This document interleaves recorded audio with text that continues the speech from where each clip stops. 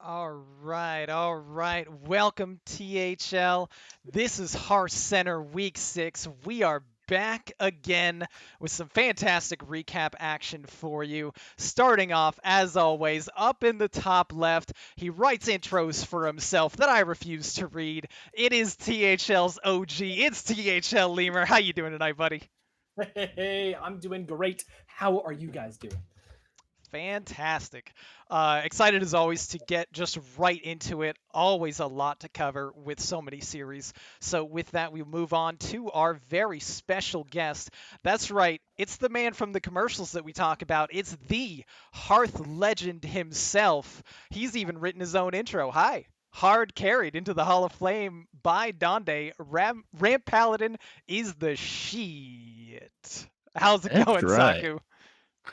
Doing pretty good. Doing pretty good. Just had a wonderful legacy match, and now I'm looking forward to hanging out with you guys on the show. Awesome, awesome. Yeah, a nail biter from what I hear as well. So love to see Yeah. those. I Thanks of for the good game, course, Lefty. nice. I of course am your host as always, RonMexico, Ronnie Tuesday. Of course, back at you as always with the Tuesday show.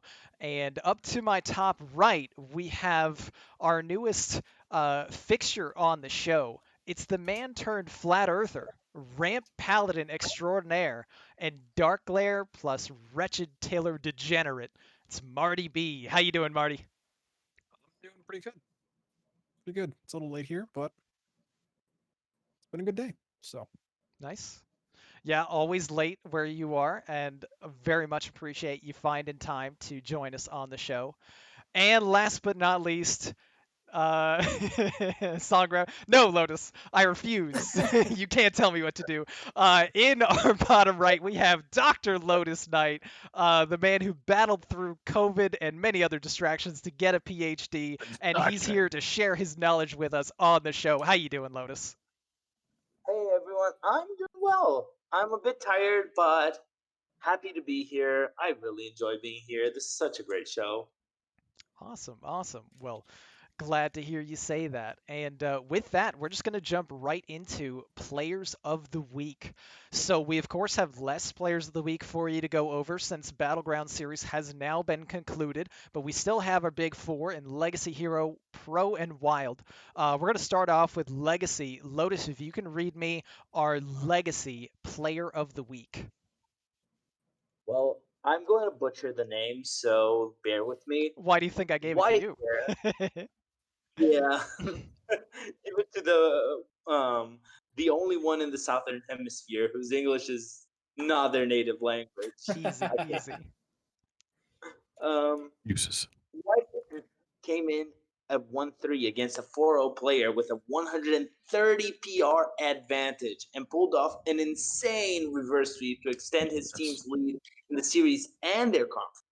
Whitefair made a good bid for BGH with that win, but couldn't top the nearly 200 difference holding that. But it was worthy of a different recognition. Yeah, absolutely. That's huge. Wyfair getting a victory over Baystink, and I feel like that's enough to qualify you for BGH with a PR difference like that, but there was already a huge difference for another player, so congratulations nonetheless to Wyfair. Next up in Hero, Lemur, can you read off for me our Hero Player of the Week? Yes, I can. We've got The Chronic with a late 3-1 win over Disco, locking up the close match with NPH 13-10. Just like Dr. Dre's The Chronic, Chronic looks to continue with the heat as they help lead F2L Black into the playoffs late here in the season.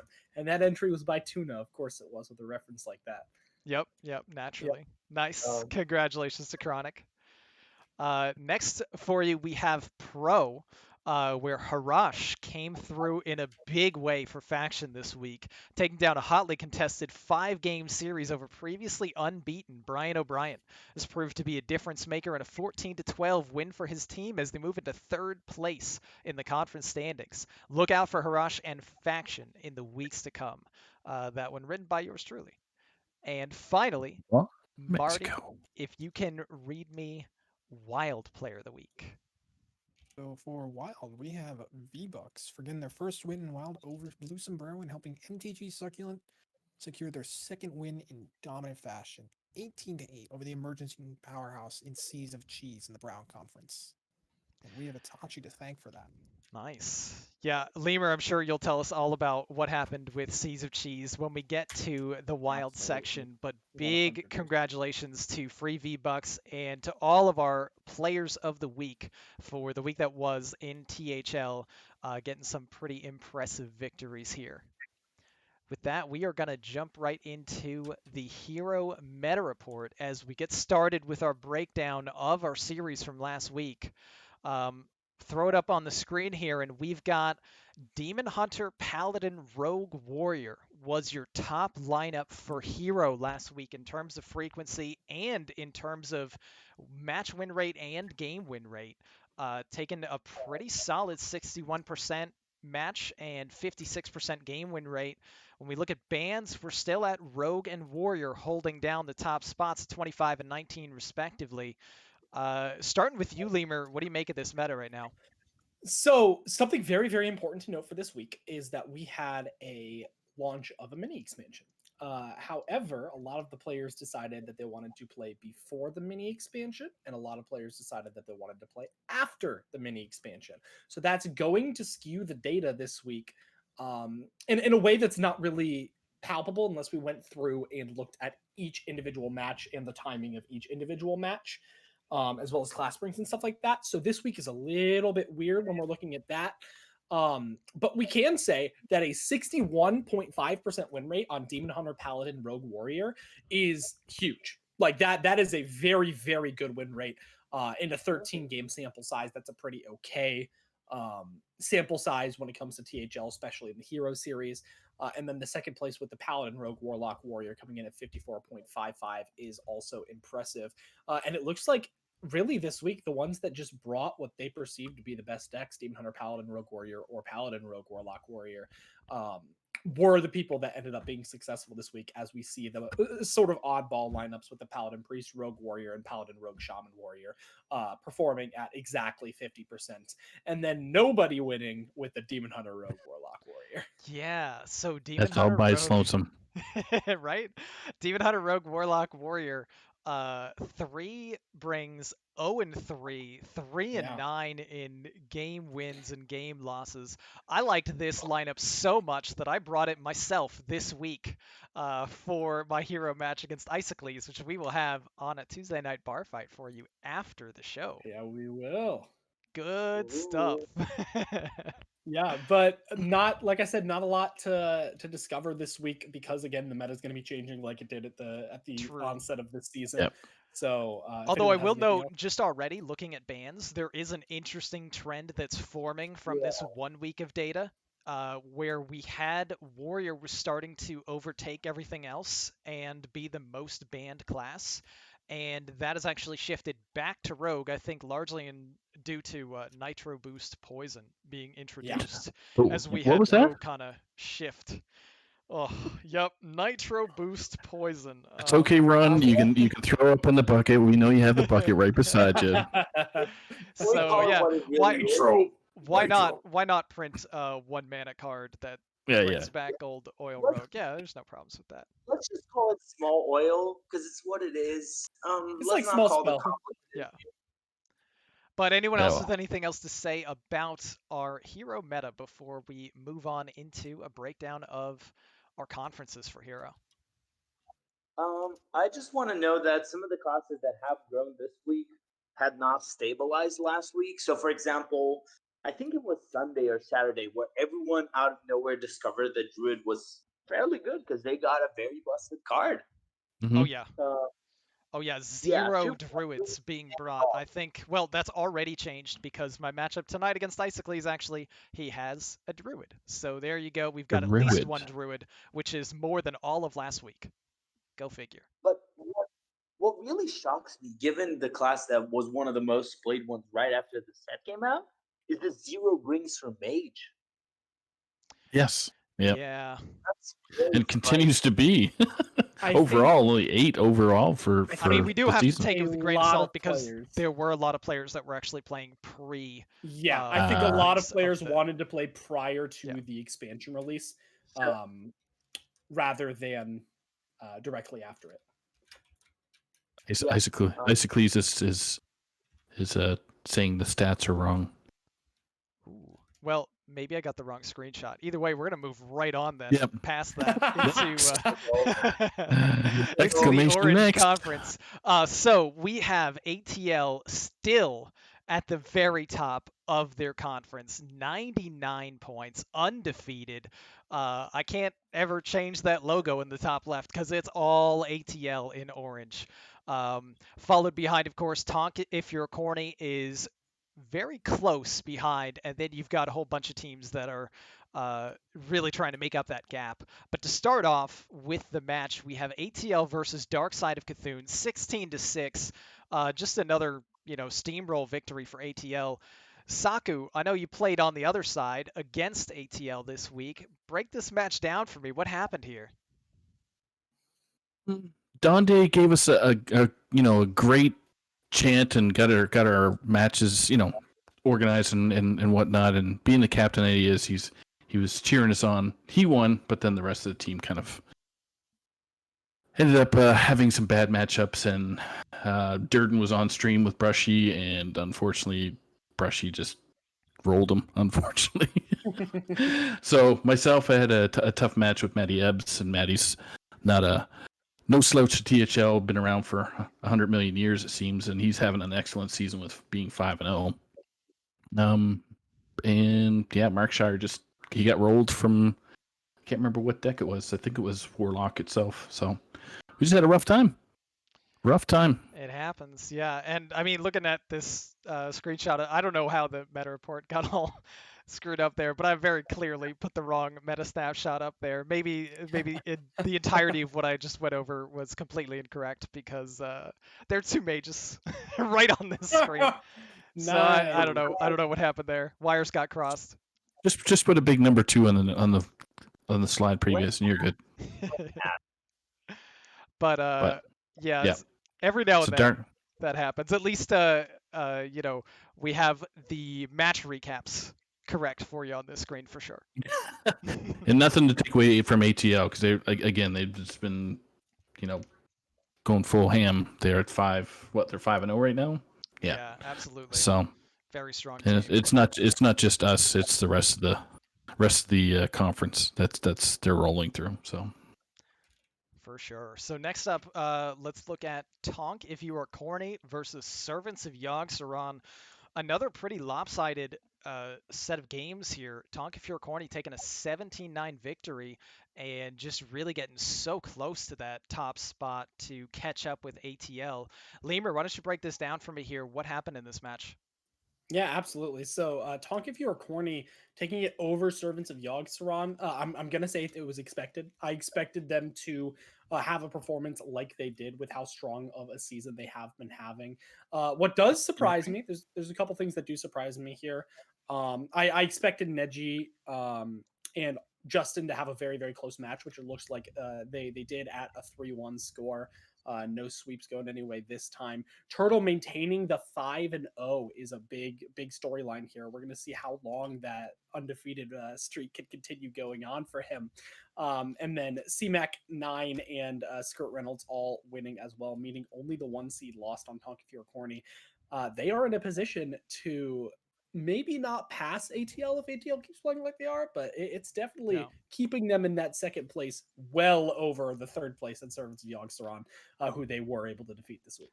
Yeah, Marty, I tried to spare you by not having you do the full recap, but any thoughts on the matchup? Tonk, If You're Corny, you are very good at drawing the good cards in Libram Paladin. That's all I can say, because that's kind of what happened to me in Adamos. You can't really beat double Penflinger, double Aldor. Oh yeah, 1-3 Aldor. Get all the Librams, the discounts, and the hopes by turn 6. Yeah, you can't really beat that if they have that all by turn 6. So we kind of we had a very difficult time because of that. At least Adamas and I. Neji did well. I can't speak as much for Mako and Fish, but if they can keep drawing the way they did with Paladin's going to take them very far. All right, seems good. And well played, of course, by Turtle. Congratulations to him being undefeated and just having an unbelievable season here. That does round out your Orange Conference. ATL and Tonk are prime contenders. Servants of Yogg-Saron, Dark Side of Cthulhu, and a Gungan Us Among, all realistically still potentially in contention for the final playoff spot out of the at-large bids, but it's starting to look rough. So those teams are going to need to find a victory soon. Agua, of course, did have a bye week, so we'll see if they can turn it around or continue their upswing, as it were, in the next week. With that, we will move on to purple. And before we move on, I think it's go back. important to note. Adamas is actually going to be subbed out. Ah, Yep. okay. Next week. Yeah. Yeah. Taking a break. So this was the final week for Adamas. He's getting subbed out permanently for Harash. We know Harash from Pro. He's, I think, 4-1. He's also our Pro Player of the Week this week, so seems like a pretty good inclusion. Nice. So he'll be taking Adamas' spot. I thought I should add that before we move on. Awesome. Yeah, well, very excited to see how that changes things for Servants of Yogg-Saron. Still, this breaking news has been brought to you by. I love the breaking news. Yeah, the breaking news man himself. In that case, now we will jump on to purple, where we have Vote of Some Confidence still holding a lead, a very slim lead, I might add, and playing against the number 2 team in Dad Legend. Game 1 of this series is going to be played, of course, tonight, right after we wrap up our show between myself and Isocles. But to go through the week that was, we have just insane weeks here. Vote of Some Confidence, Dad Legend, both with 20-point victories, really just making this massive separation between the top 2 teams as Tanpam's Fair and Balanced and Feet of Cthulhu are trying to catch up. Feet of Cthulhu obviously can't read too much into their bottom spot in the standings with them having a bye this last week, but the season has looked pretty rough for them so far. To start off, Lotus, can you break down for me Vote of Some Confidence versus Tanpam's? Ooh, we're swapping this time. I like it. I can't just always have you read your team, yeah. Let's do. I'll do yours. You do mine. Yep, I like it. Heat Shock beat Lefty 3-1, starting to show both some confidence strength. And Ron stepped in with a 3-0 over JR. JR, who's last season he was so insane, and a 3-0 loss is quite harsh. Hat beat Oz 3-1. Diamond beat Washington win 3-1, and Jim Philos, who's just another insane player this season, won 3-0 against It's Me Mike B. Putting Vote of Some Confidence at 22-3. It's such a high point difference. I don't know. I don't actually remember what's the lowest. I think there's been a 20-0, but it's pretty close. Yeah, just to mention in this one, we on Vote of Some Confidence were pretty surprised. Through 4 matches, nobody on Tanpam's banned Rogue, and Rogue was responsible for essentially all of our wins. And the lefty seeing that was like, okay, I should probably ban Rogue. But Heat Shock, of course, was able to take the victory anyway because he is Heat Shock at the end of the day. Makes sense. Fair. And then moving on to Dad Legend versus Fair and Balanced. Incredible performance here by LotusKnight's team. Lotus remaining undefeated in Hero as well, taking a big victory in the 1. We had Isocles coming down with a big win in the 2. Of course, the rest of the way, the 3, 4, 5, all just cleaned up nicely by Dad Legend. There were a couple matches that were reasonably close, I guess you could say, but just Dad Legend kind of just flexing on everybody here and just steamrolling. Fair and Balanced is a pretty solid team too. They gave us, I remember Vote of Some Confidence played against them, and they gave us a pretty tough set of games. But Dad Legend just on a tear. So you get Adair and Isocles on the Pro Brothers. They're teammates on the pros. Isocles did happen to play against his unknown teammate in Adair, and take down that sweep. I believe Adair was playing a Mizaki mage too. He may have had a little bit of an ill-advised lineup, but Isocles kind of punished him for it and took Hey, that big do win. not trash talk Mizaki Mage, okay? Doc for Life is gonna have some words for you. I just want to note. So me and Wild9 was one of my albatrosses last season, Big player. and Yep. it was fun. We had never played against each other, and it was a lot of fun. A really good job for Highlander Priest because that deck performed insanely well. A way to beat Rogue is, as Ron I'm sure knows, if you have Sticky Finger or Weapon Removal on when they play their weapon, it works really well. The Sticky Finger. Yep. It is definitely quite the tech card. I can't believe I almost forgot to mention this, but Starlax giving Charp his first loss of the season.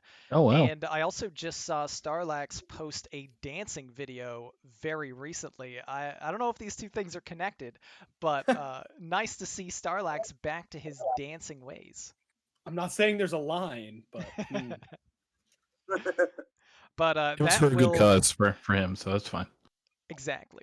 That will wrap up Purple Conference for you here. We've got, of course, those two major contenders at the top, and then a little bit of a logjam in the third and fourth place with Feet of Cthulhu at the bottom looking up and in desperate need of victories soon to stay in any kind of contention. With that, we are going to move on to Teal, and oh my God, Leumer. It's the moment that you've been waiting for all season. Absolutely. Transfer Students gets their first victory in a super close one. Interesting enough, Ask HS, despite the loss, still actually takes the top spot in Teal Conference. We have another switch.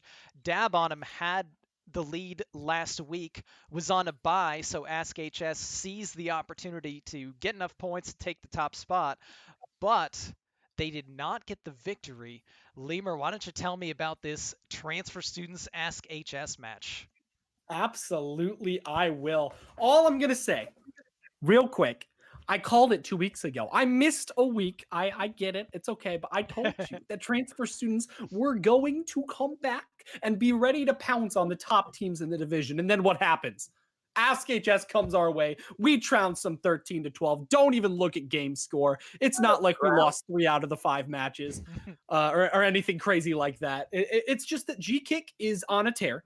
Swept 3-0, and Chaser got his first win of the season, sweeping 3-0 as well.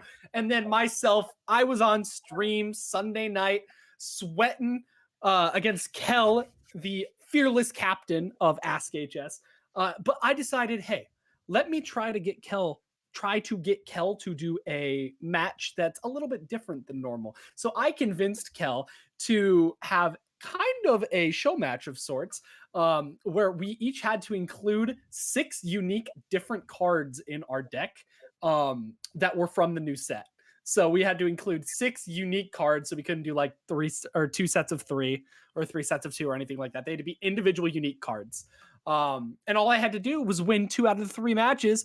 I lost the series, but it doesn't matter because I won 2 out of the 3 games to get Transfer Students to win 13-12 over Ask HS. Oh man, look out, F2L Black. Look out, Dab on him. We're coming for you. Nice. And yeah, just a flex. Mini C-Mac flex. mentioning in chat here, it's a very interesting strategy from Doubles to not ban anything. Didn't look like it paid off all that well though, unless that was DQ. It was a interesting choice. He just didn't have any of his decks labeled ban, and Chaser didn't know what to do because it hadn't happened to him. Gotcha. So he reached out and we figured that situation out. But yeah, so nothing bad or fishy happening there. He just forgot to ban one of his decks. Fair enough. Yeah. Next time he will probably remember to ban something. It might help with the win rate a little bit. But nice win for Transfer Students, taking that 13-12 and putting the rest of Teal on notice from the bottom of the conference. Leumer's words, love to hear it.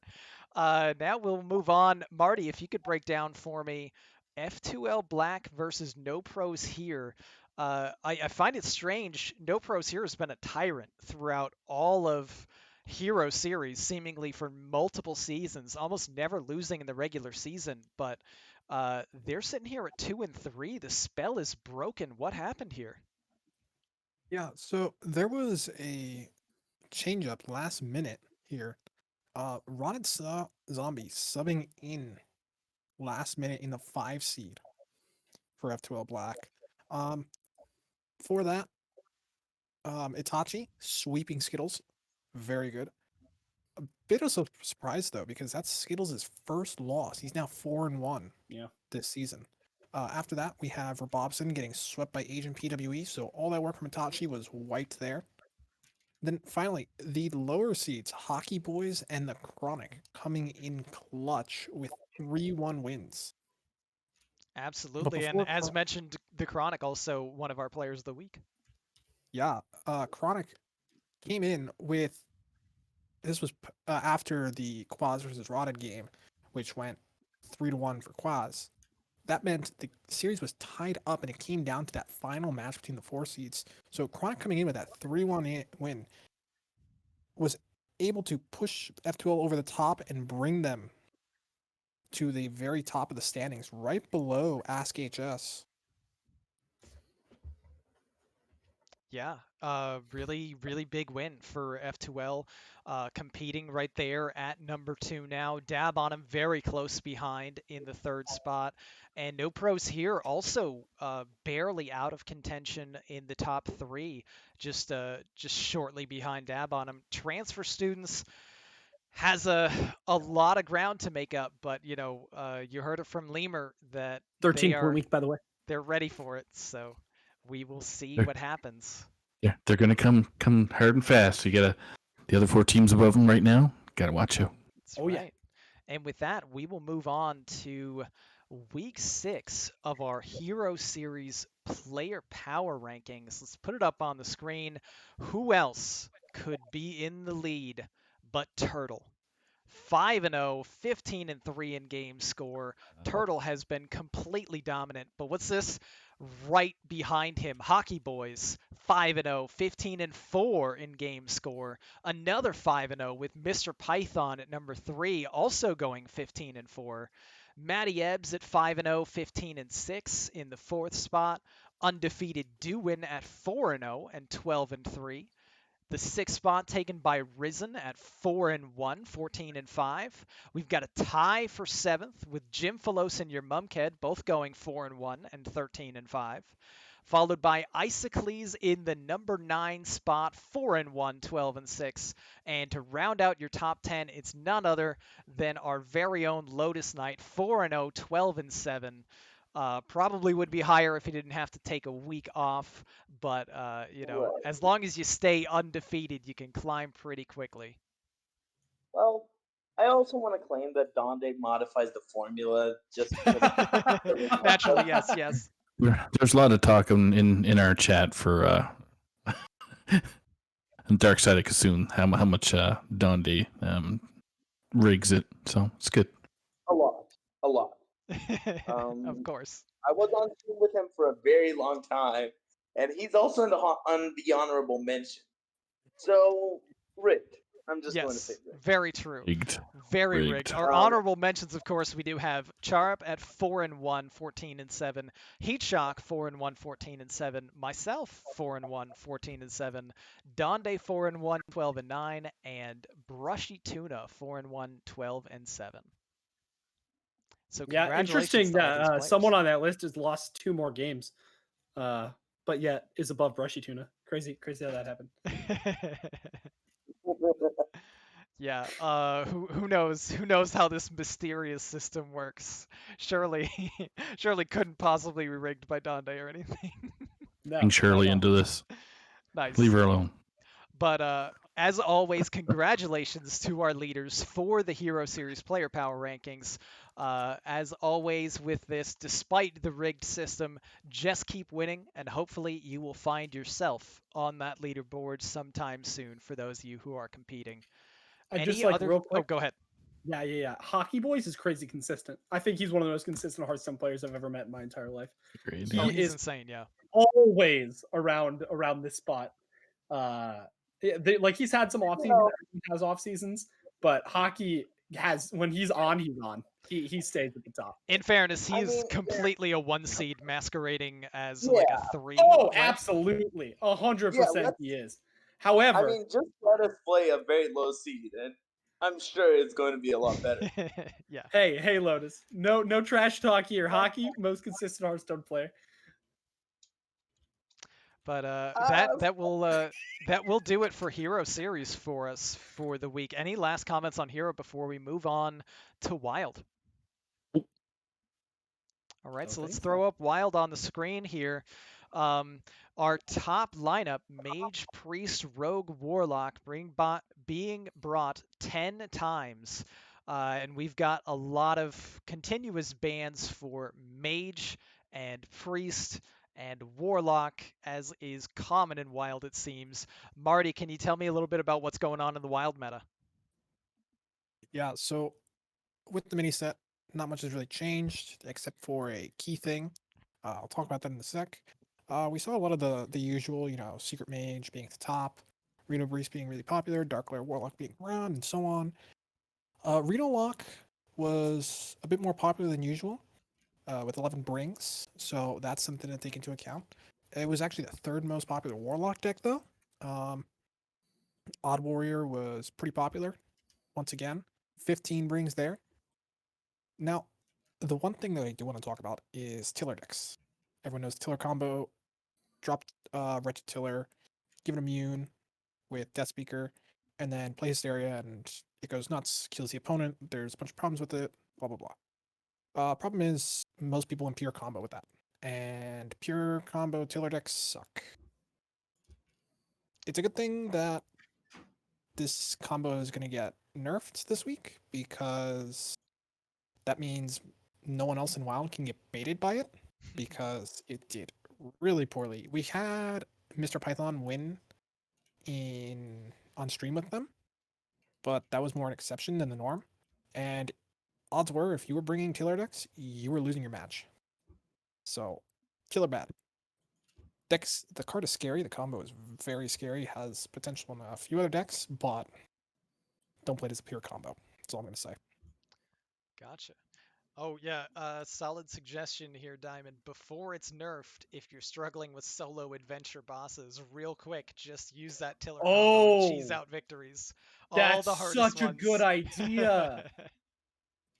Oh, Diamond, As good your as that savior. idea as that is, it actually doesn't always work, because there's, I think it's Nefarian, where he transforms Oh yeah, and then he Yeah. gets like 60 health after, so it doesn't work. However, it it'll will work on a lot of finally them though. get me my Arthas Yes. portrait. Hey, there you go. It does. I have one deck left. I haven't been able to beat it with Paladin. Now's the Oh, wait, time. it doesn't work with Paladin. The Tiller combo? Yeah, it only works for Priest and Warlock. Yeah, you have to use the Priest Warlock dual class card to exploit it. No. Hysteria. It works perfectly in Paladin. I just discover it. Okay. Good Yeah, luck yeah. with that. So, with that, we are going to move on to Wild last week in green. All wrong. Well, unless Marty has anything else to say about the Wild meta, other than Tiller. Pretty much covered it. Let's Sweet. move on. So let's put green up on the screen here. As always, everyone's a winner, still leading in Green Conference.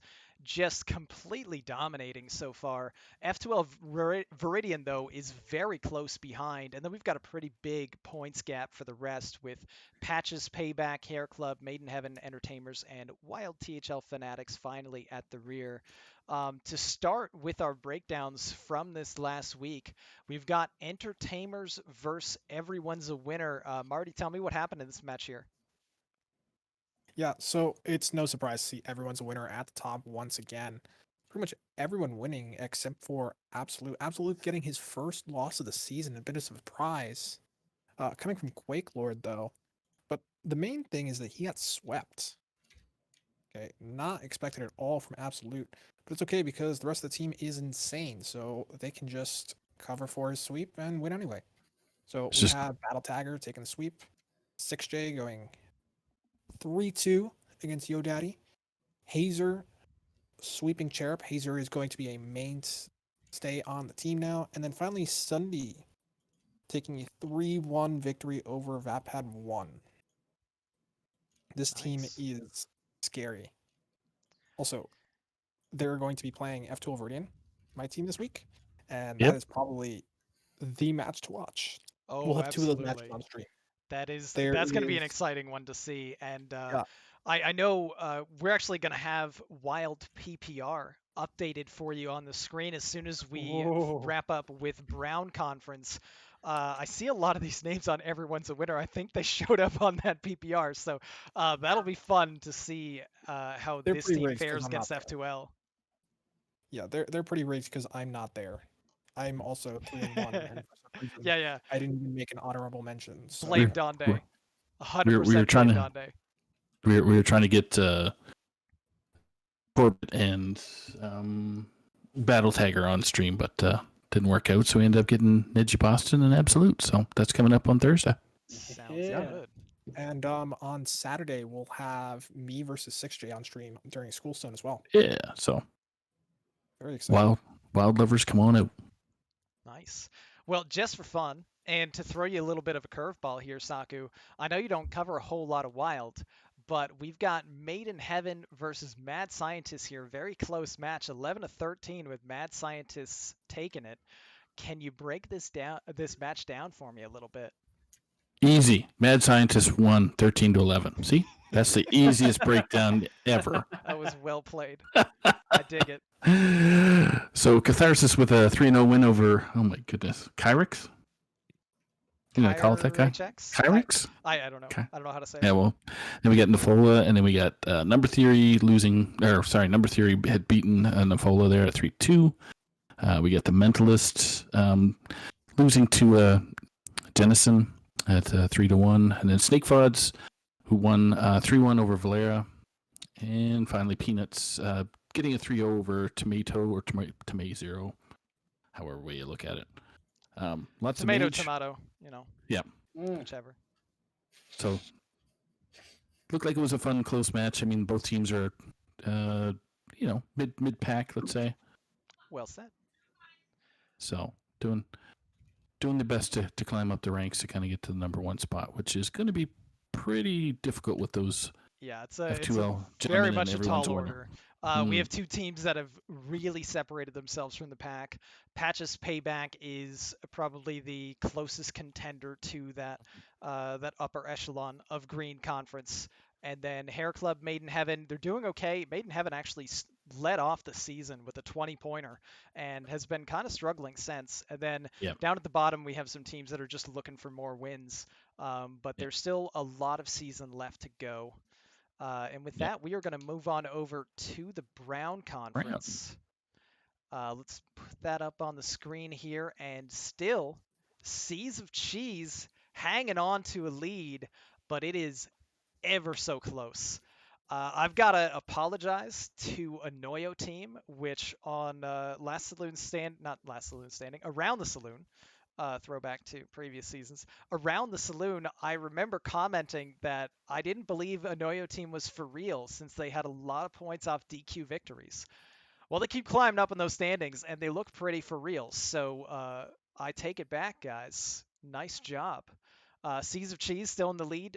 Bash Bros 2, Electric Boogaloo on the rise. Hey Loser, one of the consensus most hyped and anticipated to be best team in Brown Conference, kind of struggling a little bit, holding down 4th place.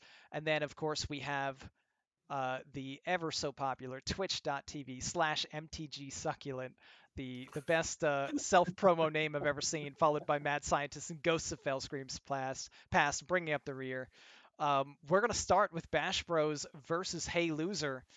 I almost wanted to say Leumer, but I'm going to have Marty break this one down for me so I can call on Leumer losing. Yep. Marty, Makes Marty, sense. tell me what happened. Don't make anyone else do their matches. Yep. Yeah. Marty, tell me what happened to Bash Bros versus Hey Loser. Man, this whole thing was so close. We just see a bunch of 3-2s down the line. They just all happen to go to Bash Bros. the fact that there are 3 chews tells me that it was most likely a coin flip. And it kind of did happen. We had one of these games on stream between Mr. Python and Menmark, and it came down to the very last match, just a coin flip, basically. So, this could have really gone either way. The only one that wasn't really as close was between Rami and Illuminator, with Rami taking it 3-1. But yeah, this was a solid win by Bash Bros, but I don't think it puts Hey Loser down too much either. So watch out for both of them. Yeah, 12 points and a loss, still quite good, and they're still very much in contention in the conference. And big win for Bash Bros. Congrats to them as they are moving on up. And next up, we have Seas of Cheese. Even though they're still in the top spot, they took a rough loss to the aforementioned team that I'm going to stop saying the name of. Leumer, go ahead and tell me what happened here. What's going on with Seas of Cheese? All right, so I'm going to break it down really, really easily for you. The new TFT set dropped in League of Legends. So Scritch, myself, and Blue Sombrero might have been playing a little bit too much League. However, I ended up winning my match. I had a really good reverse sweep on the Mage against Succulent. However, the rest of Seeds of Cheese unfortunately did fall this week. Luckily, not too bad of losses, except for Scritch getting swept there in the 3 seed. So hopefully we can bring it back. I'm sure we can. We'll go ahead and drop the TFT next week. It'll be okay. Diamond in chat asked if the new set is good. I really like it, Diamond. They're nerfing Rakan and Diana, so it should be really good after they put those nerfs through. But yeah, so Seeds of Cheese will be on the bounce back. We're still in front of the set. We should be totally okay as long as we can bounce back next week. All right, so there you go. Maybe Succulent knows somebody on the TFT dev team and had this all plotted out. Sneaky sabotage moves. There you have it from Leumer. Seas of Cheese sabotaged by TFT. Gonna be back next week. Good to hear. TFT carrot being dangled. Oh yeah. Yeah. All right, and just ask Luna. And now, without further ado, we have for you the debut of the player power rankings for Wild Series. Get your rigged emotes ready. Let's put this up on the screen. Here we go. Congratulations, Marty, for winning all categories. Wait, I don't see MartyB on here at all? Must be rigged. Okay, so number 1, Battle Tagger, 4-0, 12-2. Number 2, Corbett, also 4-0 and 12-3. We've got Quake Lord in the 3 spot, 3-1, 11-7. Wild Card holding down the 4 at 4-0 and 10-4. Rami, the GM himself, 3-0, 9-2. In the 6th spot, you love to see him staying on brand. 6J in the 6, 4-0, 12-7. We've got in the 7th spot, it's Burnt at 3-1 and 10-5. Dirty Mike at 3-1 and 10-5 in the 8. Absolute in the 9 spot at 3-1 and 9-3. And rounding out your top 10, it's Maxibon at 3-1 and 11-7. Mercy. Look at that. And all right, so I didn't see Marty in the top 10. Well, maybe he'll be in the honorable. Let me just check here real quick. So honorable mentions, we got Slight 3-1, 11-6. We got Siege 3-1, 11-8. Sunday 3-1, 10-5. Slad 3-1, 10-6. Here it comes, folks. Hold on. Is this a typo here? Brushy Tuna 3-1, 10-7. All right. There's something wrong. Definitely rigged. Definitely rigged. It's totally rigged. I mean, I'm 3-1 and I'm not on there. Come on. Yeah, unbelievable. Send complaints to Donde post haste. Yeah, DM him as much as you can. Just spam it. Just FYI, this is manually calculated by Donde, so that will tell you. But of course, in all seriousness, congratulations to these players. Excellent starts to the season. We've got a great top 10. We have really strong players in the honorable mentions as well. And this is only week 4, so you have plenty of time to play your way into this conversation, despite however much Donde wants to rig the odds against you. Just keep winning, and you'll make it there. Winning. Yeah. All right. Any final words to say about the Wild Series, though? Lotus?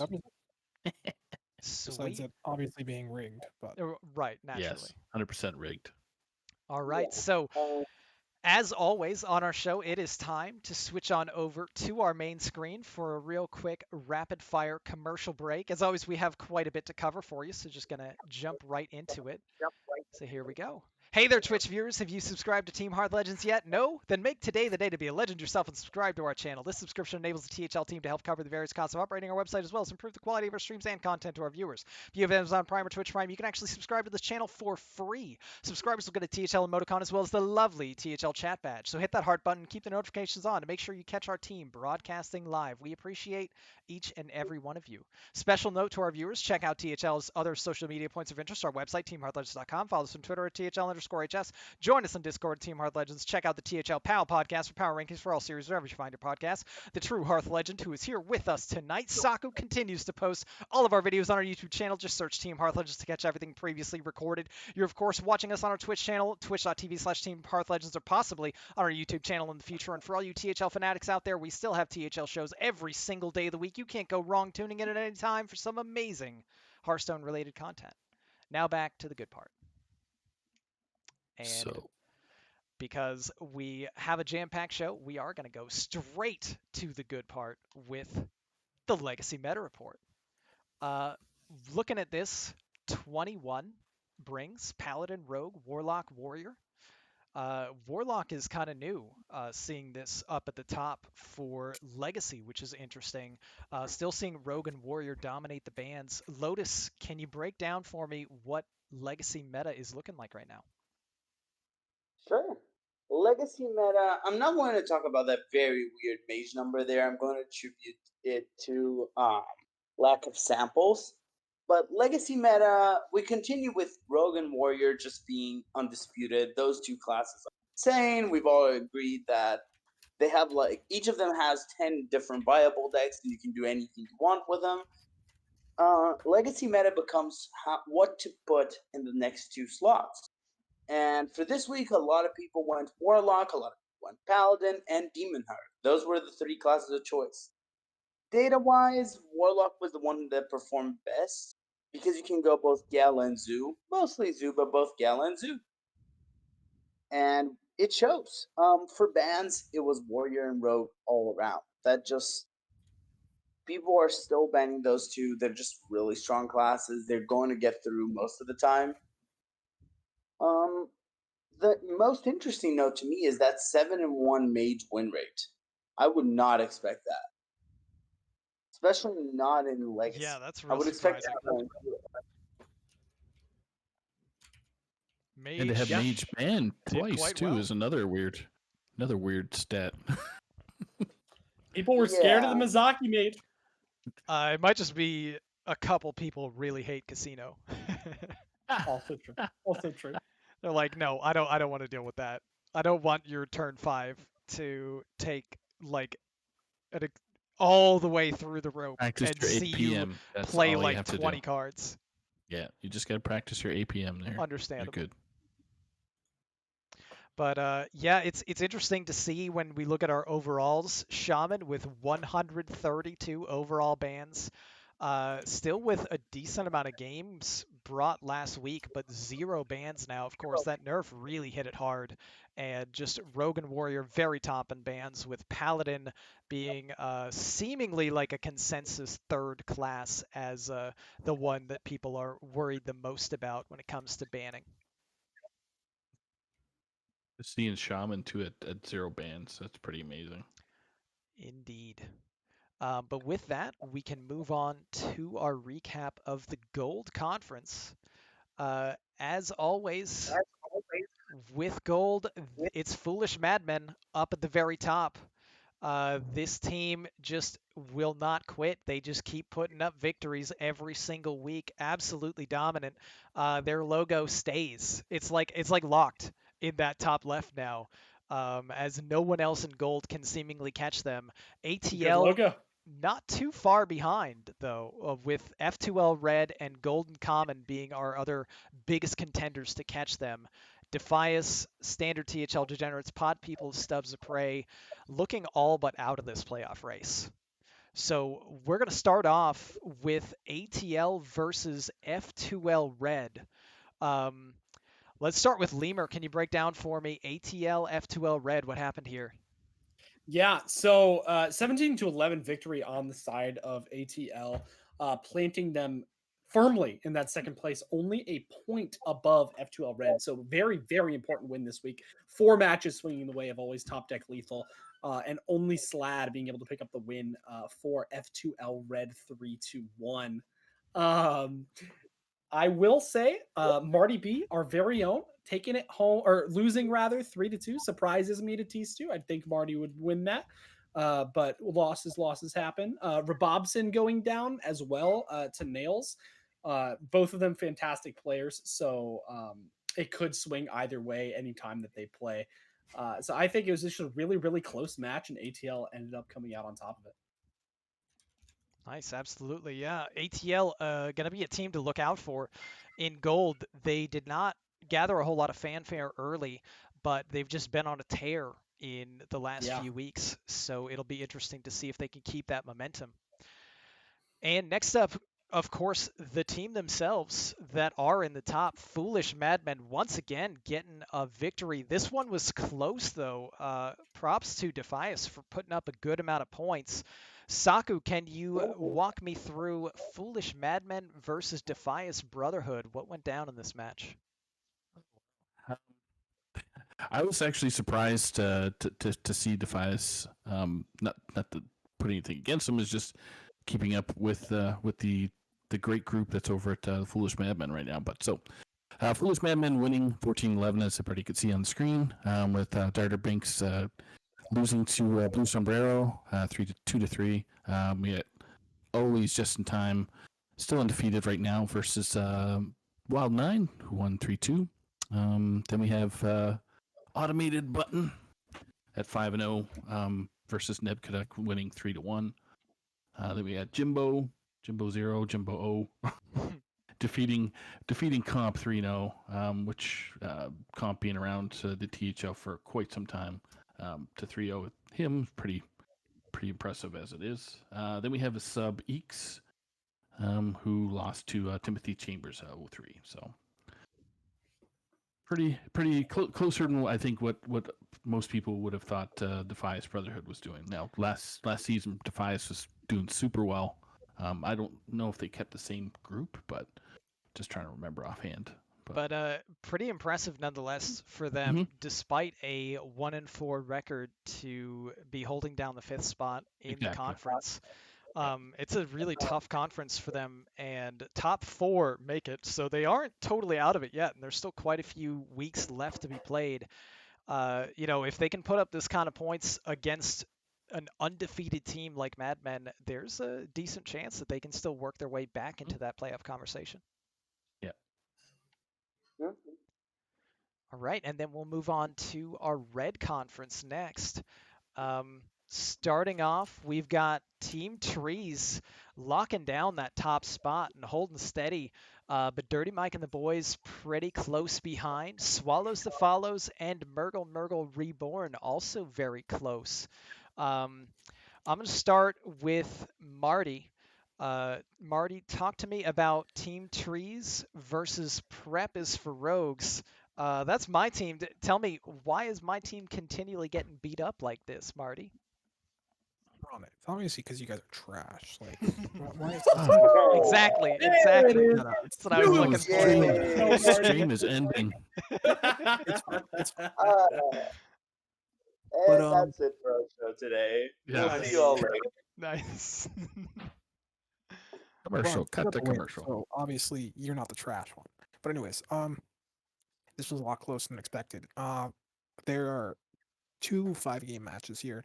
They just happen to go to Team Trees, and outside of that, it was just a bunch of really tight matchups. A lot of warrior bands from Team Trees' side. Not much to really say. Trito 2 having a fantastic season. 2 flying the 5 seed, just farming everyone. Really, it's the bottom seeds and Team Trees that are carrying them to all these victories. And Yeah, like, the team comp is pretty impressive for them, just having dominant players in the 4 and 5. yeah, I think their team comp really was designed to beat comps like yours, and that's why you guys lost. Not because like you guys are actually bad, but because all they really needed to do was get one win within the first 3 seeds, and then their 4 and 5 seeds would carry. They've got Because- my absolute favorite team comp build. I love it so much when you put it into the 4 and the 5 because there's so much variance in the 4 and the 5, right? Comparative to the 1, 2, 3, where the Yep. 1, 2, 3, you're expecting them to be closer matches, but the 4 and the 5 can be so volatile. So I love team comps to take advantage of stuff like that. You know, EG8, baby. And we can it's see it really right here. annoying team comp wise not to be able to ever do a team comp like this. I'm sure Ron knows what I'm talking Yeah, about. You can never be in a team like that. yeah, hanging out at 550 kind of complicates things a bit. You can usually have like one 550 player maybe with stacked 4-5, but even then it gets a little tricky. Yeah. Team Trees did exactly what they were supposed to do. But that's okay Just because there's win. another team comp that also works out pretty well. It's not going great for Prep is for Rogues right now, but it looks like it's paying off pretty decently for Swallows That Follows. A 20-point week with a victory over Chaos Theory. Lotus, talk to me about what happened in this matchup here. Bill and I played early. Icicles. My match with Icicles was a lot of fun. It was actually was one of those matches with the highest number of unfavorable wins I've had in a while. Where like Mm-hmm. I think I won 3 unfavorables or 2 in a row just Oh wow. because yeah, I beat Rogue. Well, can I say? It's new set, so I can probably say a bit of what happened. But basically, Zoo beat a deck that it was not meant to be at all, and that kind of carried me via the match, and Demon Hunter as well. So it made my life a lot better. But it was quite the match. The rest of the team performed really well. I like my team. I like Swallows That Follows. We're a fun team. We were practicing a bit. We were talking a lot about decks and what to bring and how to figure it out. And I think it paid off this week. Yeah, absolutely. I definitely second that. Going 5-0 in a week is nothing to cough at, especially when you're trying to get as many points as possible to stay in contention. So getting to that top 4 spot, especially top 3, with having the slight edge over Murger Reborn is very, very important coming down to the playoff race. We're hoping we can maintain that spot. Yeah, that is absolutely what it's all about right now in all of our conference races in Legacy. And as we saw in Gold, we kind of have a pretty big separation in the top 4 teams and the bottom 4 teams. We have Team Trees, Dirty Mike and the Boys, Swallows That Follows, and Murgle Reborn just all holding a pretty sizable gap over the next 4, led by Prep is for Rogues, but all these other teams just really struggling so far this season, and it's going to be a tall order to try to overcome that giant gap. 19 points between 4th and 5th in Red Conference. So we'll see if it looks any different in Silver as we move on to Silver.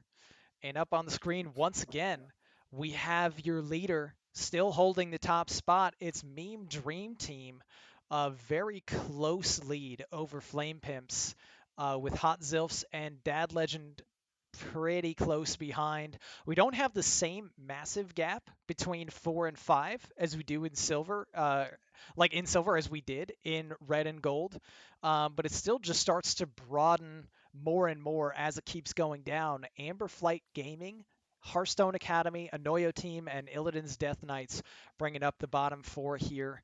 And I mean, maybe Amber Flight and Hearthstone Academy aren't too far out of it yet, but Anoyo Team and IDK looking really rough right now. They got to find some wins quick. Lance having a rough season. Normally Yeah. an awesome player and having a rough season with the quality of the 1 seeds that are floating around. So It happens sometimes, but to lead off here, we've got Amber Flight versus Illidan's Death Knights up on the screen, and this is very interesting to me that Amber Flight 66 points in 5th place, but this was their first win of the season. Saku, break this one down for me. What happened between these two teams? Wow. I like to pick on you, but No, it's good. It's Amberflight Gaming just came in and crunched IDK, so I don't know what happened there. They just got, I wouldn't say rolled totally, because JR beat Itachi 3-2, with Skittles also beating Dragon Rider on stream 3-2, which is really, that was a close match. yeah, we got to cast that one. That was fun. That was a reverse sweep too. That was a reverse sweep, yeah. And Dragon Rider was did well with the Druid Bring.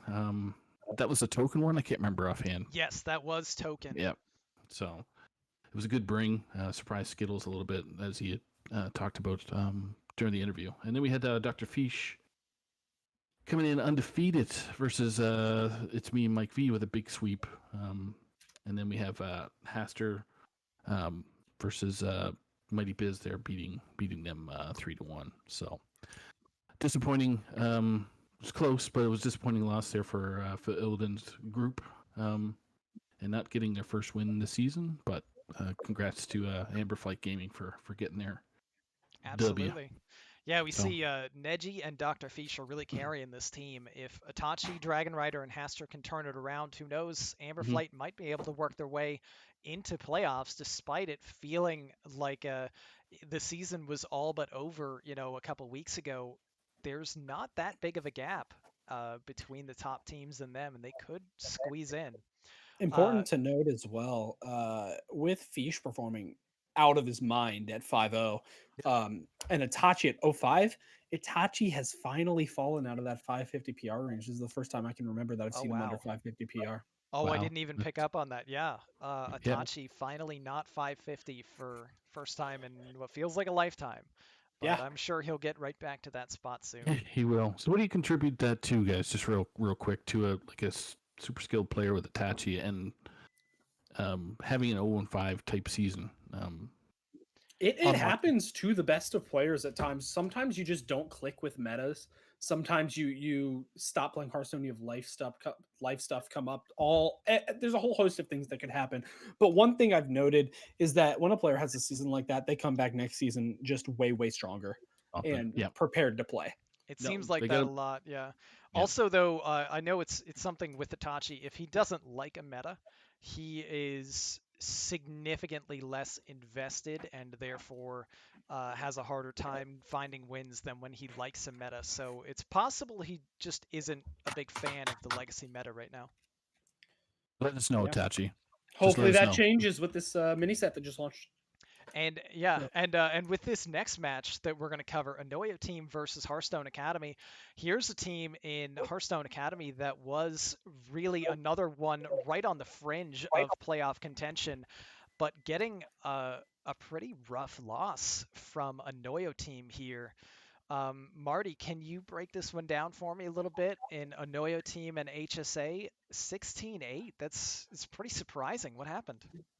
Yeah, so I want to point out with the Noyo team, their one seed is 0-5. NZ got swept this week by Based, but the rest of the team just hard carried, all with wins down the line. Catharsis over Ghost 3-2, Duin over Boozosaurus 3-1, Nice Jewish Owl 3-1 over Mako, and RoboCat subbing in 3-0 over Sharkbait 2. So a solid 16-8 victory. Really, Anoya team, all they need is for their top player to start getting wins, and they can be very scary. Yeah, absolutely. Well, one of my favorite things to do, I blame Inzi, so there you go. It's literally just Inzi right now, so Inzi, this is all your fault. Shabam. But still not too far into the season. There's enough time that a pretty crazy tear could change the fortunes of any one of these teams. So stay tuned to see what happens as the season progresses.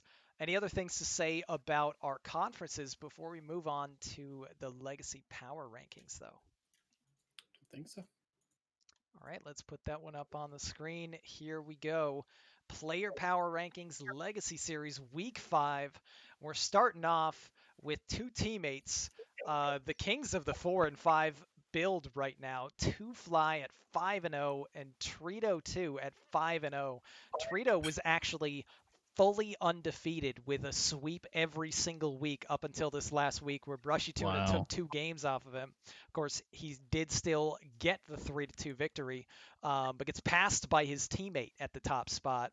5-0, 15-4, 5-0, 15-2, respectively, for these two players, followed by number 3, Automated Button, also undefeated at 5-0, 15-6.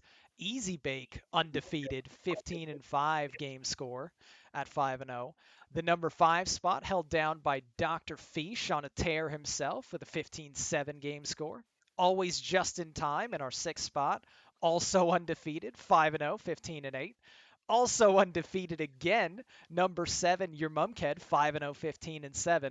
We finally get to the point where we have a player with a loss. Nails in number 8 is 4-1, 14-6. And we've got a tie for the 10 spot with Dabs at 4-1, 14-5, and Snake Fods at 4-1, 14-5 as well. Crazy stats. Crazy stats. And I think we mentioned this on a previous show. Just there's always likely going to be a little bit higher, maybe, of a concentration of undefeated players in Legacy Series, given how many teams we have and how many total players there are, to really crowd that top spot. To continue with our honorable mentions here, hard to say, but I think it's Diddle.tf1. Please correct me if you happen to watch and I'm saying it wrong. 4-1, 14-7. Neji Boston at 4-1, 14-7.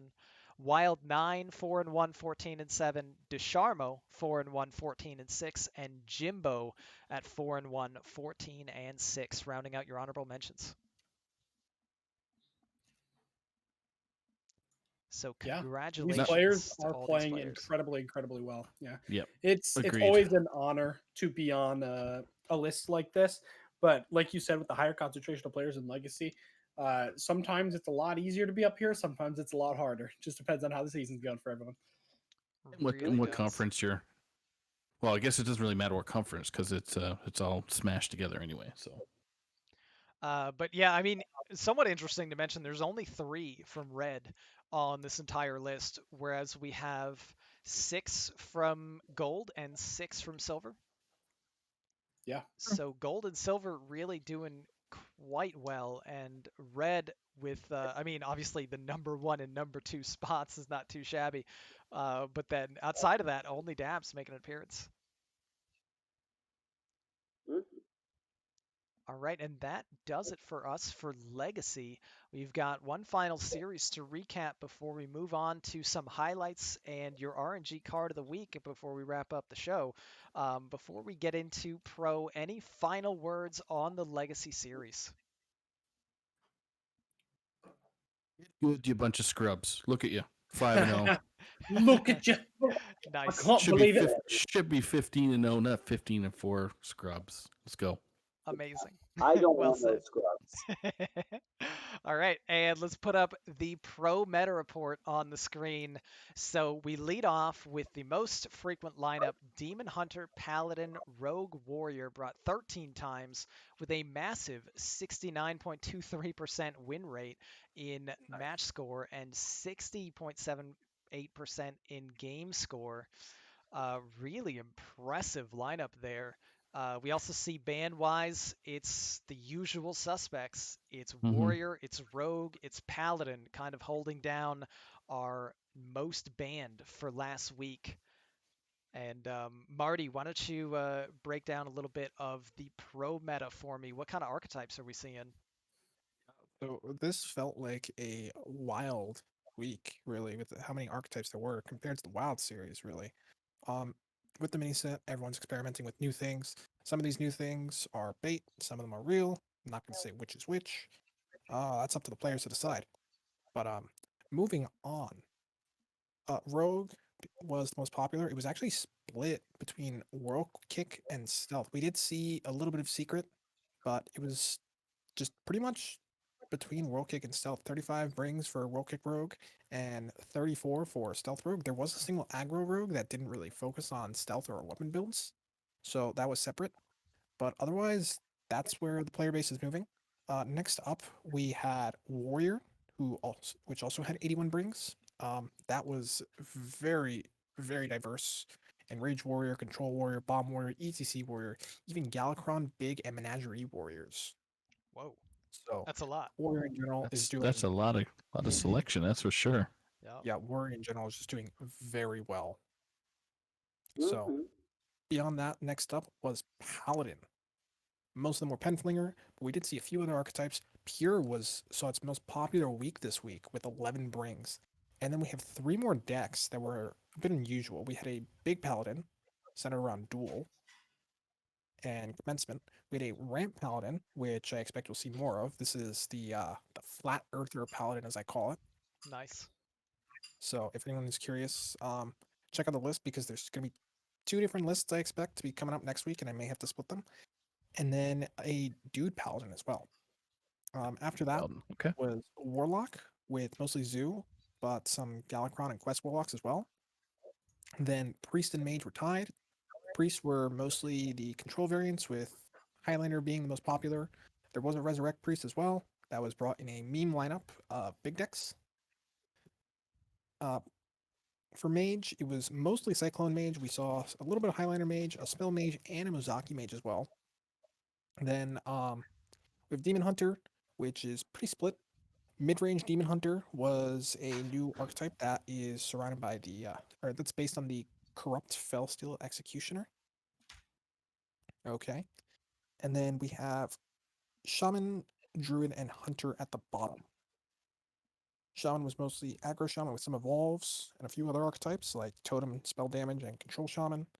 Hunter were mostly the face variants with 5 face, 2 Highlander, and 1 Tonk Hunter, part of that big lineup that I was talking about earlier. Oh And yeah, finally, Druid. that was nice Jewish owl. I was very impressed by the Mimi Yes. lineup with all the big stuff and the tonks. It cracked me up. Now, finally for Druid, Token was actually the most popular archetype, followed by Highlander, then Clown, and Malygos. Huh. And there you have it. Highlander's still kicking. Interesting. Yes, We'll probably see someone some actually token banned Highlander. in the very near future, though.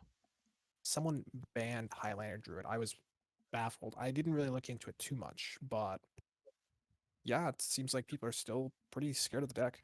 And maybe they just hate Zephyrs. Could be.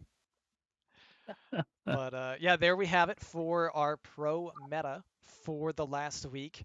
And with that, we will put up the Black Conference on the screen. We have a new leader in Black Conference, and it is For the Boys. For the Boys taking down a big win last week and got themselves enough points to jump Hype Horizon for the #1 spot in Black. Ooh, These man. teams are very close, though. We've got For the Boys, Hype Horizon, and Yasharaj's Clown College now taking the 3rd place spot ahead of Aeon, who we're not highlighting Aeon this week, but ever since Aeon got super full of themselves and Mako presented a question on Around the Saloon, will Aeon not lose another match for the rest of their season? Well, turns out maybe the question should have been, will Aeon win a match for the rest of their season? Ooh. Because they've started a Yeah. losing streak. Yeah, Two kind of and crazy two. how that works, huh? Followed, of course, we have the 2 Swagoi teams, Black and Red, very close to each other. The unknown Cirque du Sol Fragment had a really impressive start. I believe they were on a bye last week, maybe accounting for some of the points that are being eclipsed here. But interesting to see them drop from the top spot in week 1 all the way down here. Followed, of course, by our bottom 3. Why can't I read the one under Cirque du Sol Fragment? Bad to the Bone, that's what it is. Bad to the Bone, Glockora, and Illini Esports round out your Black Conference. So, all I have to say about Black Conference: eat your heart out, Liquidox. Not in first place, Ella Giggle. amazing. But I would in this case a lot of times have turned to Diamond to talk to me about For the Boys.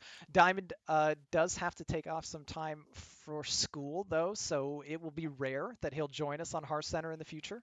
in his place, Leumer, can you read for me For the Boys versus Bad to the Bone?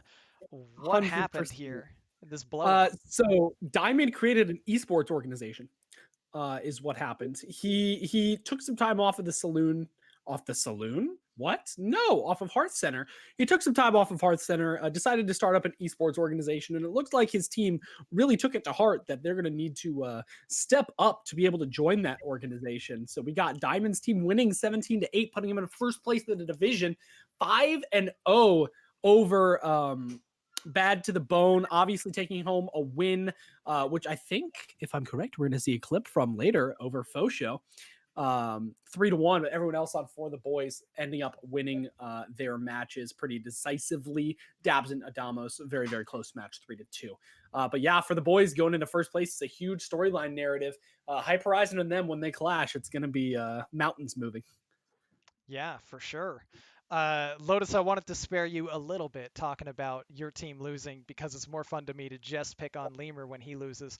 But can you share a little bit of insight in this matchup at all? I mean, Bad to the Bone is a very weird team because we don't communicate a lot or at all a lot of times. Nice. Love.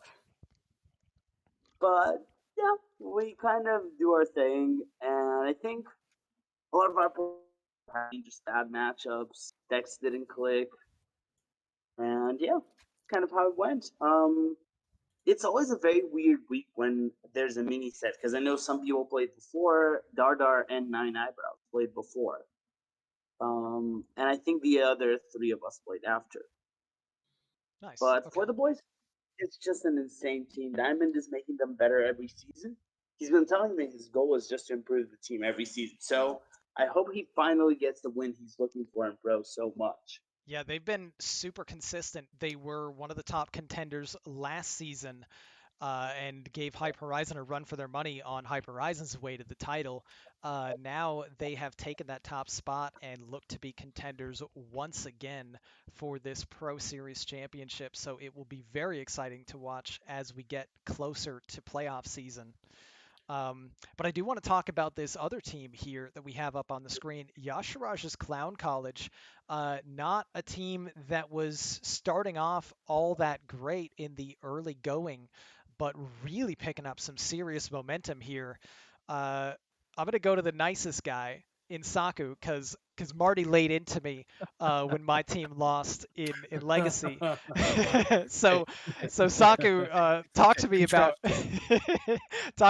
Yasharaj's Clown College versus the Unknown. What happened here? The Unknown lost. See, that was the easiest one Easy. I could do for you, buddy. Nice, So, thanks, bud. Next slide. Next slide. Back to you, Chief. No, the Clown College here came in with 16 over the Unknown for 16-10. I can't pronounce this. Is it Case Luna? Kalis Luna. Jimmy Kalis Eat Luna. Shoes is Jimmy his, Eats Shoes. I was trying to remember his what the alter other. ego. Yeah. Great player. Beat the snap out of Ron there. Yeah, he got me 3-2. good in a reverse sweep too. It was painful.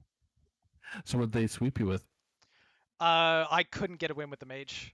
Mage. I went up 2-0 and the mage, well, he outscammed me in the mage mirror pretty nicely, and then the rest of them were kind of straightforward. Ron, was it Mizaki Mage? No, they were both Cyclone mages. Oh, see? Okay, that's why you lost. Okay, stuff, we yeah. figured it out. Good job. Narrowed it down. So then we had Nails defeating Isocleats there 3-2. Lumble defeating, or actually getting beat by Brushy Tuna 3-0. Brushy having a good season, trying to match up with Ron to get that first place spot on the Unknown. Yeah, he wants it bad. I'm never going to hear the end of it if I lose again. If he does, wins. oh yeah, easy. So then we get Valera defeating Adair on stream 3-2. That was a super close game too. And then running in the 5th spot there with Neji Boston 3-0ing Solo Jazz, which is Solo Jazz having a rough season so far, but like everybody else that's 0-4 LotusKnight, just sometimes it just doesn't work. That's true. And that's the point where you start bringing ramp out. Nice. That's right. Yeah. Yeah, You just yeah, go it is. When You go nothing else big or you go is home, working, right? yeah, just I flying go prefer big or through go things home. that are different. Flat Earth Paladin, thank you. That's Okay, right. flat Earth Apologies ramp to Marty. paladin. Flat Earth Paladin is Yeah, I is want to the credit appropriate Rescue name. Rabbit once more for the name because Nice. it's brilliant. We'll just do FE paladin. So All right, the feed. and with that, we will move on to the Pink Conference. As this wraps up Black for now, again, Next. those top three, I think, are your major contenders. Aeon maybe fully on the downswing. Who knows? Uh, all losses from here on out. We'll see. The Segoys, of course, still have a good shot, and then the unknown is garbage, and anyone below the unknown, well, come on, if you can't even beat garbage, you're not competing. So catch up. See Brushy Tuna knocks Ron off the old crown. Oh no. But here we have Pink Conference, and Every as time we get to always, Pink Conference, I get hungry. I don't know if there's like a coincidence there. What's right? happening? Popeyes spicy chicken sandwich. Although I will mention they're barely holding on to this lead. Tap Washers keeps winning and keeps rising up the standings and getting a lot of points in the process, as does Faction, who is also threatening for that top spot. F2L not too far behind them.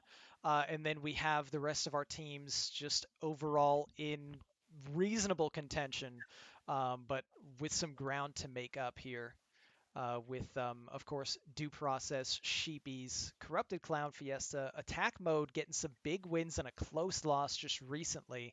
Sushi Rats, no pros here, really struggling, and Poem Locked and Loaded still trying to find that first victory of the season. But we're going to start with Faction versus Attack Mode. This one was super close. It features one of our players of the week as well in Harash. Also, a new Marty, did you say he was a hero sub or a legacy sub for the breaking Hero. news? Hero. Hero. That's what it is. Hero Hero. sub. Yeah, but Lotus, can you break down for me Faction versus Attack Mode? What happened in this close match?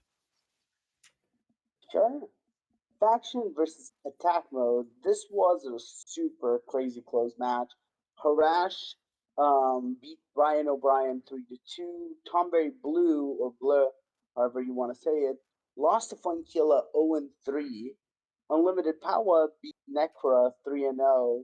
Blind Kraken beat Mork 3-2. And Walter Ruski beat Valera Light 2-3. Wow, Ron definitely gave me this one on purpose. I would mess all the names. you spotted that, huh? just a So, little light trolling. It's fun.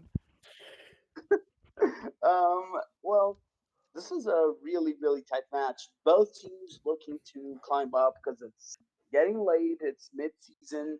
You don't have that much longer. If you're not starting to win now, you're not going to qualify. And Faction gets a really important win.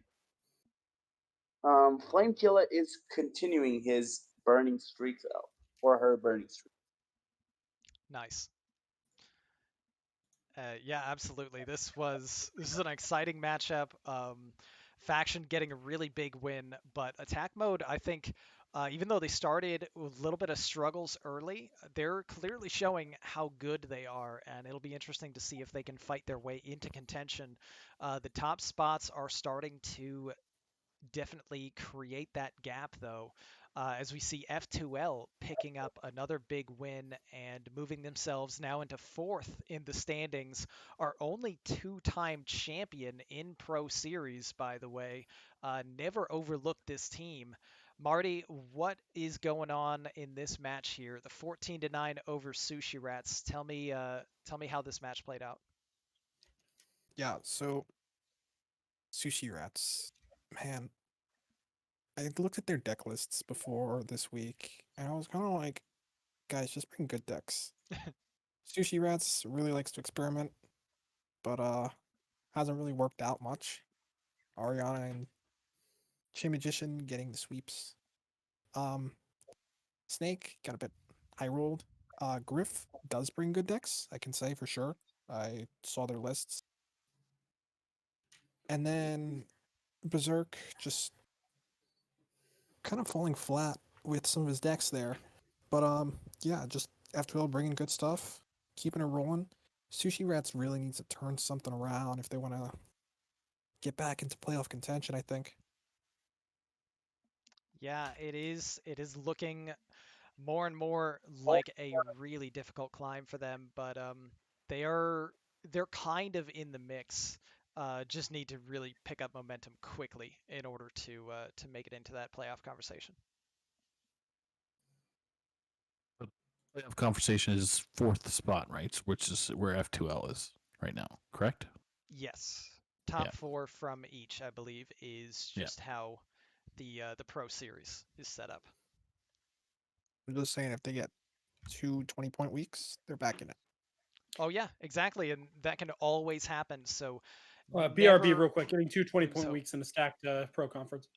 Yeah, it's not super likely, but we've already seen it happen multiple times throughout the Pro Series so far for different absolutely. teams. So it's always on the table, despite how difficult it would be to achieve. Yeah, And absolutely. with that, we will move on to our player power rankings to wrap up the Pro Series for you. Any final words on the conferences before we put the power rankings on the screen? Okay, Don't believe sweet. so. Fade to black. Here it is. Your new number 1, bouncing that scrub RonMexico from the 1 spot all the way down to number 8. In a tie for first, it's German Shep 5-0, 15-7, Loser. with an identical match win, game win, and PAR to Heat Shock, Wow. 5-0, 15-7, and 20 PR. Both of these players just insane right now. In the 3, we've got Molestar at 4-1, 14-5. Donde undefeated, but not able to overcome a 1-loss player yet.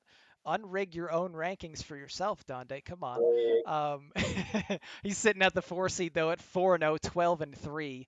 We've got Flamekiller in the 5 at 4-0 and 12-5. We've got a tie for the 6 with McBanterface and Rescue Wabbit, also completely identical here. Both players 4-1, 14-5 with the same 17 PAR. 8th is, of course, myself, 3-1, 11-6. We have Rice Bowl in the 9, 4-0, 12-4.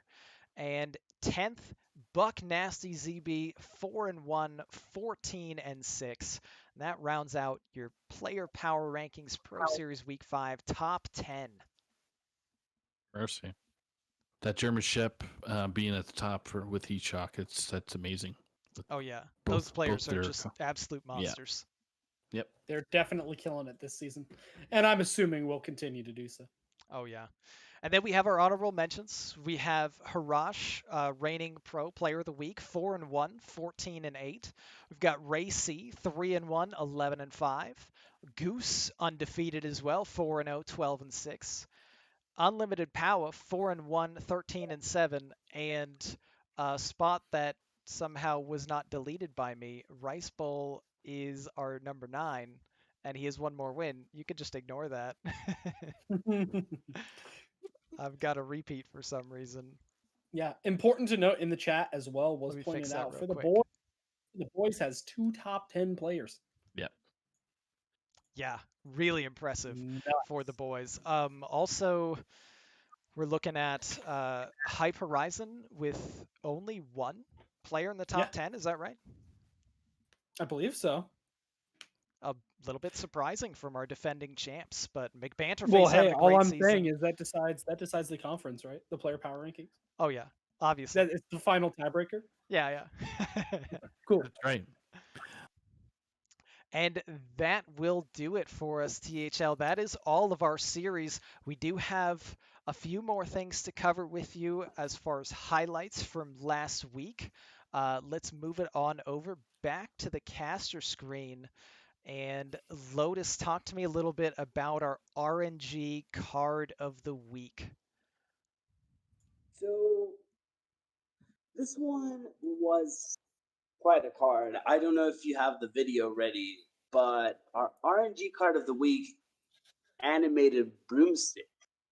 Avi just had this perfect card generation, and So crazy. He generated, if I'm not mistaken, he generated out of Mind Vision, out of Veil Weaver, to perfectly clear the board right when he needed it and claim the win on stream. Oh yeah, It was just so insane. it was pretty Yeah. nutty. What And else could it be but coincidentally- broomstick here? Coincidentally, I think that's also our highlight. It is indeed our highlights, so we're going to put that up on the screen for you. This highlight's about a minute long, but it is absolutely worth it as Avi just pulls off this absurd turn against Fasho in the matchup between Bad to the Bone and For the Boys. So here we go. Let's throw it up on the screen. I mean, so like Hopefully get Alex some Draws big is gonna dragon. cost. Like now it's giving Alex now is Alex is what you want to see here. we take Soul Mirror for sure, and like we just make the really cheap stuff. However, Avi has to kill. Avi. Sound Rom? Wow, Avi's gonna Soul Mirror. that's huge. Oh my goodness, Broom! found the You clear. can't be serious. He found the clear. Wow. He doesn't have Apo, but he gets to clear off the minion. Yeah. And then wow. and then if the Soul Mirror goes to 0, you just play it. He got it. I don't know if you want. Yeah, he No, does maybe it. I think Soul Mirror Wow, is skeletal at 0 as well. You're gonna Alex. Yeah, and then you have to yourself back Alex out. yourself play the Sword Eater. Yeah, I mean that's Silly, really good. silly. What a turn by obviously. I mean, he played a lot of extra stuff. He definitely, I think he got the Sword Eater off. I think he got Alex off. Like, Yeah. He got it all. Great APM over half. So yeah, just a ridiculous turn that Avi The pulled off. APM. Like APM I in actually that turn couldn't was very even fit impressive. everything he did in that turn onto the clip. It was too absurd, but that was just quite a highlight from THL streams from last week. Yeah, absolutely. APM Priest making a big comeback. Watch out for it next week. I guess so, yeah. Yeah. But that is all we have for you. Well, actually, no, Lotus. I think you had a few other things you wanted to go over regarding just other things you noticed from the week that was. Yeah, just some cool highlights on stream. The first thing I want to say is that Secret Mage was swept in Wild. So Yeah. I want to ask Marty here, is that deck actually targetable? No. Nice. Fair. Marty with the truth. No. No. Other than that, Reg Tiller had a really good use, and as much as Marty is saying that Reg Tiller is not that good, Python made really good use of it against Memnarch last week on stream. Just Mr. even though Python was one of Oh, Mr. go ahead. Python was one of the only guys that was able to get a win with those Tiller decks in a match. Yes. Like to win their match with those Tiller decks brought. Yes. Most people Oh, lost. very impressive. Yes. Yeah. Now I want to call a bit Weapon Rogue because Weapon Rogue had a great showing on stream, and a lot of people are talking about the one cost cards. So, kind of a question that I wanted to bring to everyone is Mini Oil the really broken card that's pulling this deck, or is it Secret Passage? I personally think that Mini Oil is, if that card wouldn't have been printed, Secret Passage would be at the exact same power level as it has been. With the nerf to 4 cards. So without the extra 1 mana kind of oil deadly poison combination kind of card, I think it would be in the same spot as it has been, still a strong card, but not overbearing. So I think the blame is on the oil. I gotta say all of the above on this one because Passage is definitely still broken, and the MIDI oil card is disgustingly broken. And just these two cards together, the fact that they can exist together in a deck is really what creates such a massive problem here. We were already seeing like a little bit of experimentation with an aggro rogue running pen flingers and more aggressive stuff with the stealth package and using Passage because it just kind of enables a full refill when you run out of stuff. So you just keep throwing aggression at your opponent's face and then refill. But the mini oil wouldn't really be good enough, I think, without Passage. And Passage wouldn't be so broken without the mini oil. So they kind of just work in tandem to make a really gross deck completely like available to be exploited. You want a really hot take? Ooh, Sure. always. I can name a card that's even more broken than both of those. In Rogue? Yeah, it's being started to play in it's starting to see play in Rogue. Go for it. Crab Rider. Crab Crab Rider. Rider. I love Crab Rider. I love Everyone that get card ready so for the much. Crab Rider meta. I mean, Crab think Rider. about it. Flying Machine is a 1/4 with the same with another beneficial tribal tag. Obviously, it has magnetized now. It didn't when it was printed. And Crab Rider is just power crept that in standard. Yeah. Crab Rider deserves a nerf more than either of those cards, in my opinion. Nice. That card will break the meta. So of course we'll try to leave around the saloon to most of the spiciest, hottest takes. But there you have a little preview maybe of what could be an upcoming question or something on Saloon in the future as we talk about Crab Rider maybe encroaching on the meta and creating some problems. We will see. But with that, that will wrap up our show for tonight. We're going to conclude with some final words, starting with Leumer. Go ahead. Thank you all for joining us. I had a great time as always. Make sure tune in after the show for RonMexico's own match that's happening. His Hero Series match is happening right after the show. It is going to be me and Dr. Mr. Fish on the cast with Saku opping for us, and I'm sure he'll get some opinions in there. So make sure to stick around a little bit. We'll be going live shortly after the show ends with that. So be sure to come check that out, and I'm going to pass it off to whoever wants to talk. Nice. So next up, the lovely and wonderful guest, Saku. Go ahead, take it away. Final words, buddy. Hi. I'll see you in a few minutes. No, it's been great to be on the show and to talk about all the stuff that happened this week, and hopefully sometime soon I'll be back. Awesome. We would love to have you back. Next, Marty, go ahead. Final words. It can just be more Crab Rider if you want, but if you have something else to say, go for it. Takes are left for Saloon. I'll leave that for Mako later. But I do want to mention, good luck in your match, Ron. Oh, thank you. And I don't think that your team's trash. That's just a bunch of banter. I know we're Yeah. both on Saloon, so banter's always fun. Nice. But yeah, make sure to tune in to the other matches this week. There's a lot of really good ones on stream. I know Thursday night there's one. I believe Friday. Saku has a few on Friday and Saturday too. There's We're fully booked. Yep. Yes, So there's some on the weekend afternoons with Schoolstone. They're all just going to be great matches. Make sure to tune in. You don't want to miss them. check the announcements there and THL, of course. So Ron's team is not trash. It's just RonMexico himself. Oh, smart. Yeah. And last up, as always, bottom right, Dr. LotusKnight. Take it away. Final words for tonight. Well, I hope you lose, Ron. I really do. Oh, nice. Mhm. All right, let's cut the stream. Yep. Right now, I was taking a drink, Lotus. Jeez.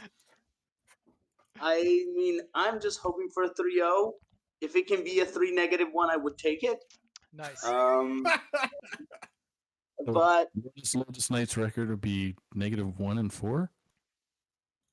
No, wait a second. Hold on. Oh, the pro reference. Hey, Lotus is yeah. undefeated Do in some Hero, though. That's true. That's true. now, what I will say is, if you're looking for some great matches, we do have some great ones on Schoolstone. I'll just say what they are now. On Saturday, we have at 3 p.m. Marty is going to be casting the first match. It is HMPW versus Nails for Legacy. And then Marty and JJJJJ, or however many J's there are going to be playing for Wild afterward. Nice. You know, it would And- be the ultimate thing if Jay just added a J for every win he got in a season. Oh my god. True. We got 10 already. To add the tally marks. Oh, that's insane. And we do have some great matches on Sunday as well, with JR Juggerlaw versus Taco Cat, Base Dink versus Griff, and finishing with Mayan versus Bill. So a lot of really cool matches lined up. I think Schoolstone is going to be fun this weekend. I'll be there for Sunday. And yeah, Awesome.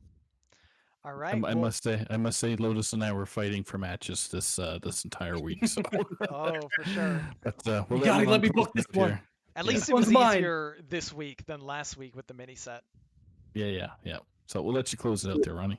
But yeah, that wraps it up for us for tonight. As always, thank you everybody for tuning in. We hope you had a good time. We are excited to catch up with you again next week for more amazing Hearthstone recap action. And we will see you next time. Have a great night. See you guys. Everybody.